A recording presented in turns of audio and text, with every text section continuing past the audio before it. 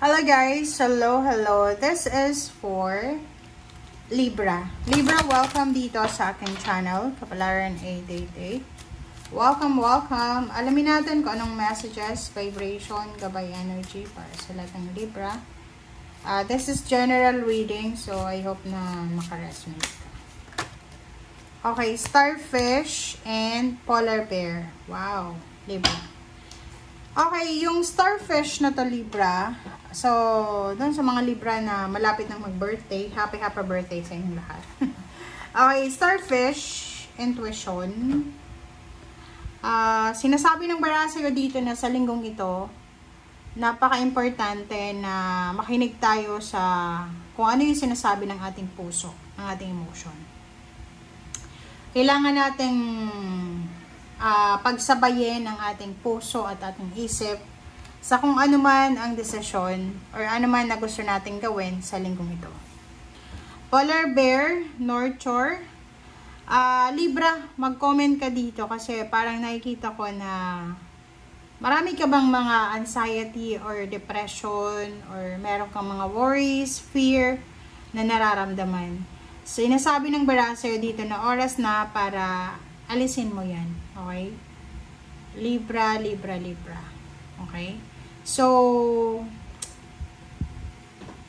alisin natin yung anxiety and worries natin. Okay? Ibigay natin yan sa Panginoon. Okay? Ibigay natin, offer it to God para sa healing. Okay? And prayers. Napaka-importante yung prayers.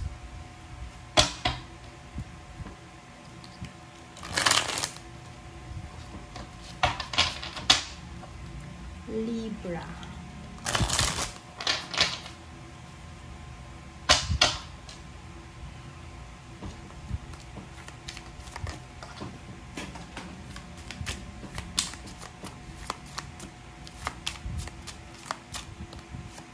Okay, number 24-6. Aha. Wow. So, etong barahang to, sinasabi ng Barasyo na maybe there's some partnership collaboration.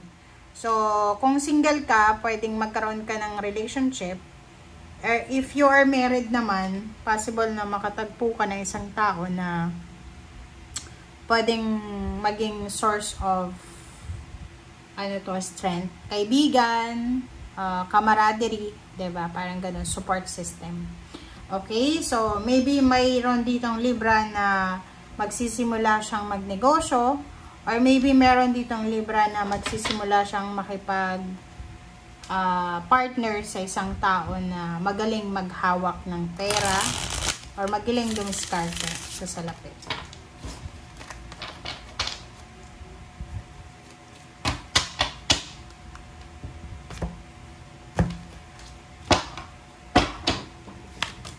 Okay, King of Cups, kindness, and Three of Cups, and Three of Pentacles. This is 33. Okay guys, so kung makikita mo dito,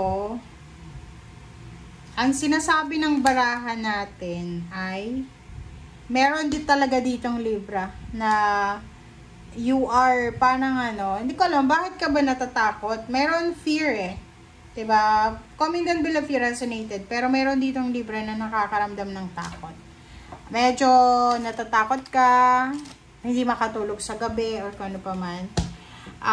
Meron din ditong Libra na napapagod kayo sa ginagawa nyo. It's either job, or career, or kung ano pa man yan, business. And sinasabi ng Barasyo na huwag kang masyadong mag-alala kasi darating yung pagkakataon Libra. Okay? Kung halimbawa na pagod ka na sa pagmamanage ng business mo, pagod ka na sa pagtatrabaho, pagod ka na sa pamilya mo, sinasabi ng Barasyo, huwag kang mag-alala kasi this week mamamanage mo ng maayos ang iyong emotion. And Three of Cups, there's an incoming celebration. There's a partnership and collaboration. Okay? And nakikita ko sa'yo dito na yung takot na yan na nararamdaman mo sa ngayon ay mapapalitan yan ng excitement.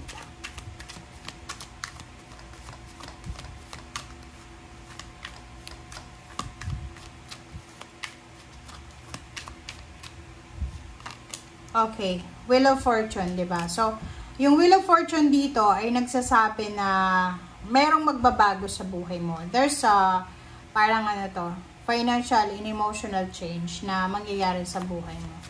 Okay? So, may nakatadhana, may nakadestiny na pagbabago na magaganap, especially sa salapi. Yung hinihintay mong pera or hinihintay mong success ay mas malaki pa yan, mas malaki pa dyan ang parating sa'yo. And Two of Swords, sinasabi ng bada sa'yo na pag-isipan nating mabuti lahat ng actions, lahat ng solusyon, resolution na kailangan nating gawin or gusto nating gawin. In terms of relationship, in terms of partnership, since maraming offers dito ng partnership or pakikipagkaibigan, pakikipagkilala or ano pa man, maging matalino tayo. Okay? Nakikita ko share dito na kailangan mong ihanda ang sarili mo sa kung ano man na medyo mabigat na trabaho, mabigat na obligations na posibleng darating sa'yo sa mga susunod na araw. Isang direksyon ang posibleng tatahakin mo na ang direksyon na to ay hindi dapat ipasa walang bahala. Yung parang ano, halimbawa may decision kang gagawin, make sure na gagawin mo siya, it's because gusto mo siya, and makinig ka sa sinasabi ng iyong intuition. Seven of Cups, this is ano, para siyang ano, mga gulo, 'di ba? May mga gulo, may mga away or kung ano pa man. Make sure na umiwas tayo sa kung ano man na tukso. Okay? And prioritize your emotion. Yun yung pinaka-importante. Six of Cups, sinasabi ng bara sa'yo na meron sa inyo dito na Libra na posibleng may isang tao dito na part siya ng buhay mo before. Dati mo siyang boss, dati mong karelasyon, mga kamag-anak na wala na kayong contact or kung sino man sila na possible na makipag-communicate sila sa'yo.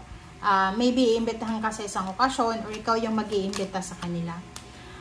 Financial balance. So, nakikita natin dito na maganda yung finances mo. Magkakaroon ka ng balanse. Yung iba na nasa ibang bansa, pwedeng merong promotion, salary increase. Yung iba naman, pwedeng magkakaroon ng travel, job offer, papuntang ibang bansa, love offer, papuntang ibang bansa, o ibang lahi. And last card mo dito is Four of Cups. So, sinasabi ng barahan na you're lucky, you're parang ano, talagang swerteng-swerte ka. Kasi, yung mga susunod na buwan na taon ay sobrang stable and secured na, lalo sa usaping emotion and yung money. Yung money, ano, maganda yung flow ng pera mo. So, congratulations. Okay? Thank you guys. Bye!